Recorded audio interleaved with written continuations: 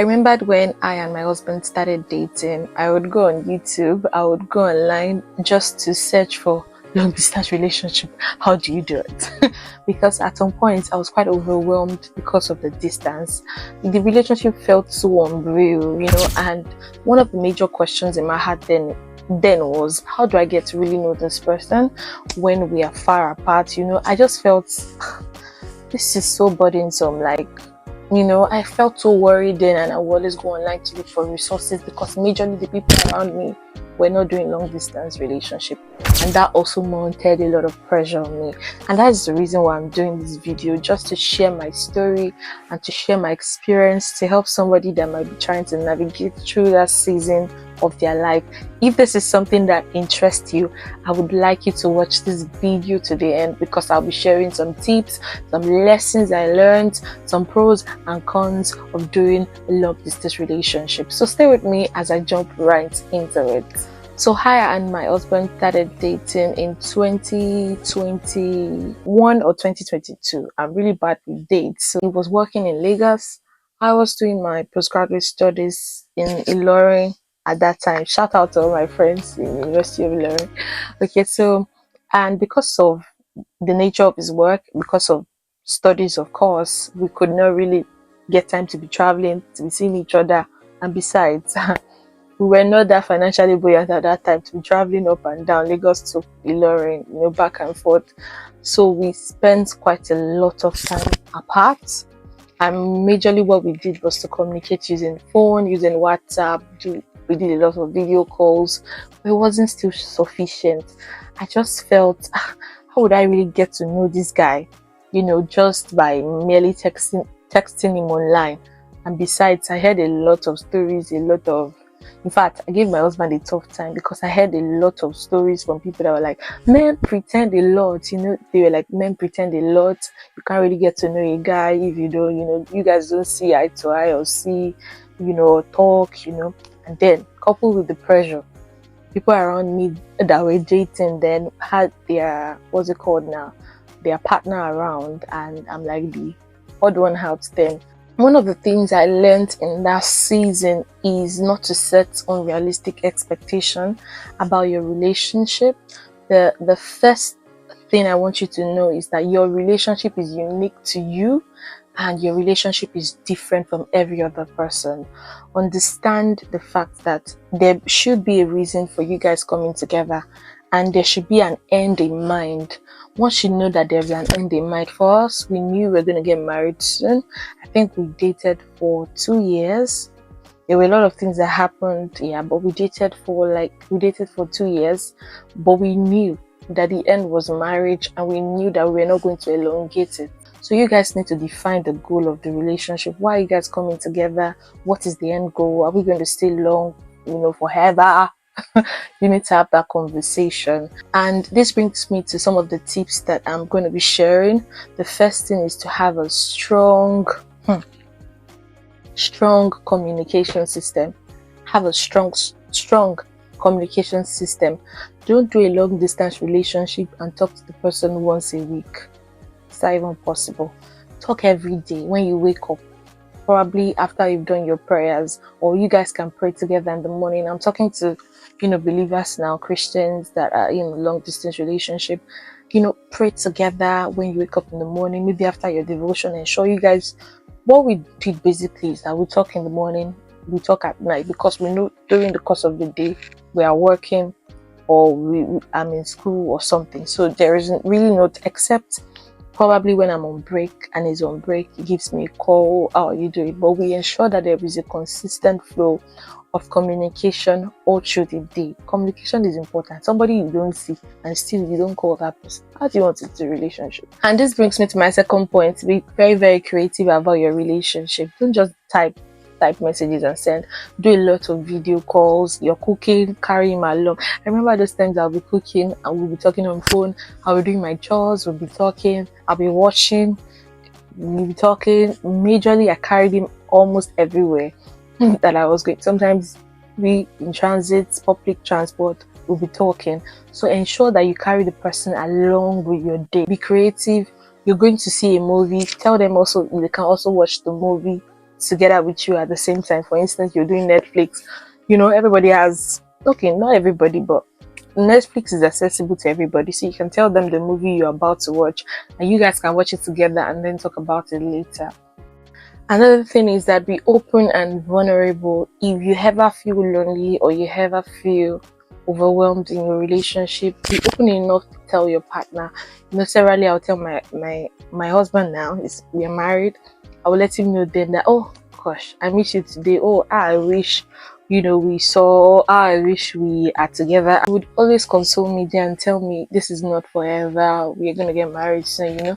Just try to make me know that, just try to console me, just to make me understand that I'm not in this alone. And also, one thing I would like you to know is that get busy. I can't stress this enough. Get busy. This is a time to work on yourself. You can never have your single days again. I tell you, coming from somebody that's married, you can never have that season again. So dedicate it to developing yourself, dedicate it to working on yourself. Because if you don't fill up the vacuum, you are going to get, there's no way you'll not be having conflict, because you are putting so much expectation on the person and the person can't meet up to that expectation. But if you are busy chasing your goals, busy going to church, doing the work of ministry, of course create time for the person, but I'm saying get your hands busy so that you won't have too much time to be thinking about the fact that you are in a long distance relationship. You get what I'm trying to say. All right, now I'm going to be talking about some of the benefits of, should I start with the benefits or the disadvantages? Let's start with the disadvantages. One of the disadvantages of staying in a long distance relationship is the fact that loneliness, is undeniable. Sometimes you feel like you are all alone in the relationship, most especially when you are in a public gathering in which people have their partners around and you're just all alone there. Sometimes you might feel lonely. Yeah. Another thing is that it can be quite expensive.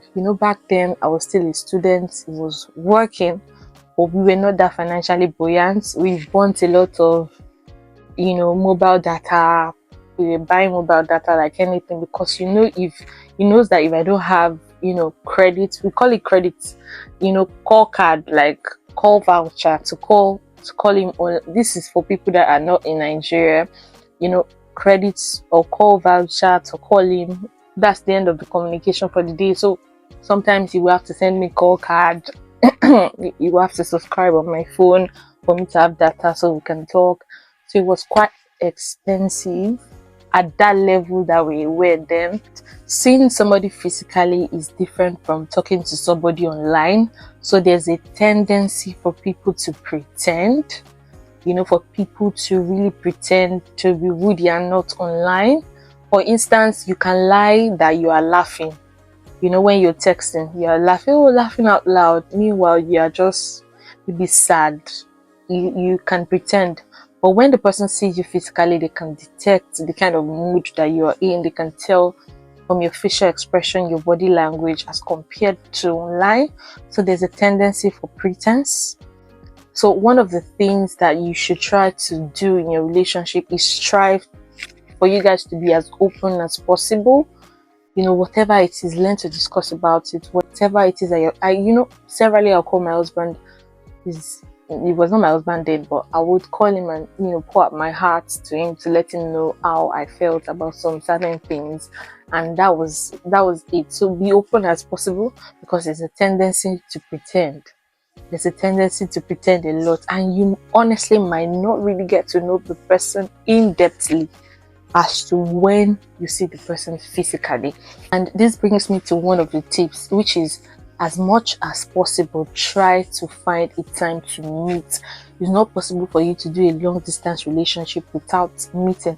At least even if it's once a month, schedule a time for you guys to meet up, because it is important.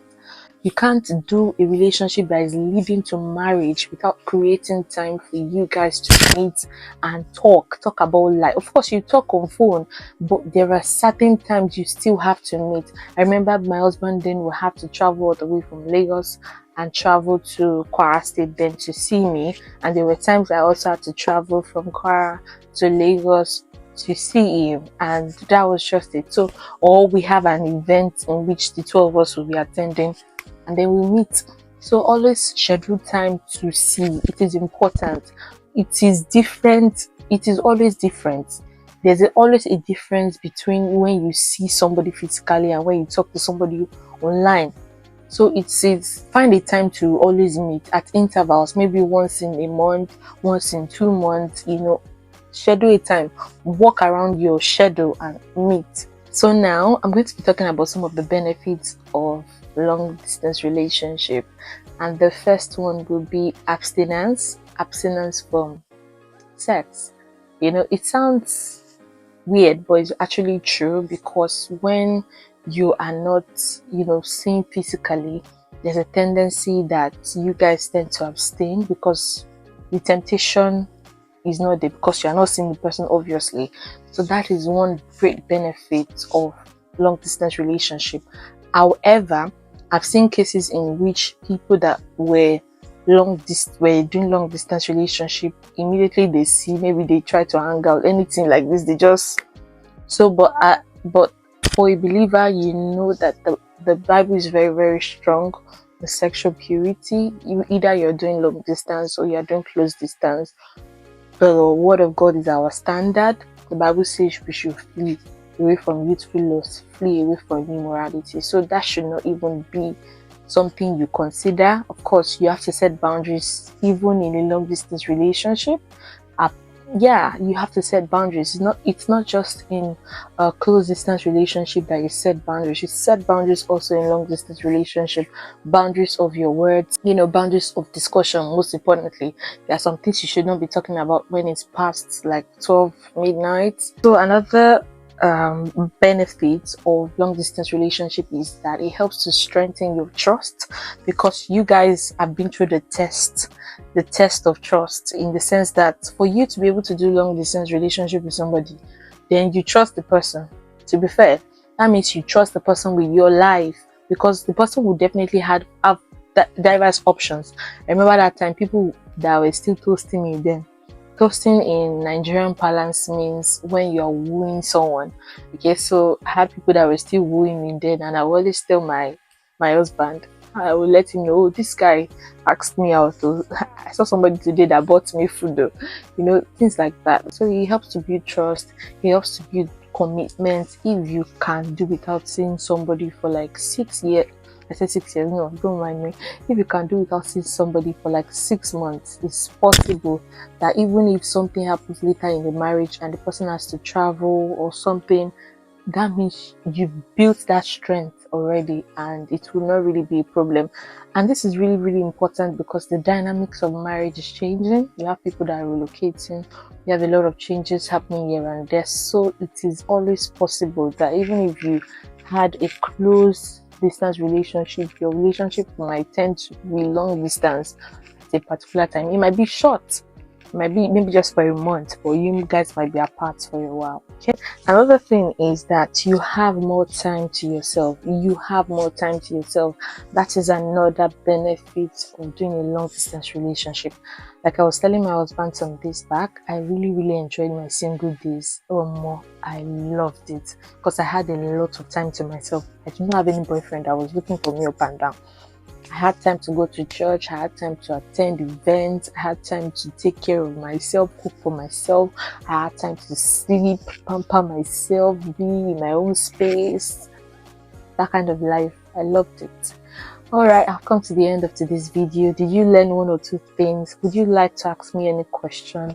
Let me know in the comment section. Would you like me to talk about any other thing relating to dating, relationship and marriage? Let me know in the comment section. God bless you.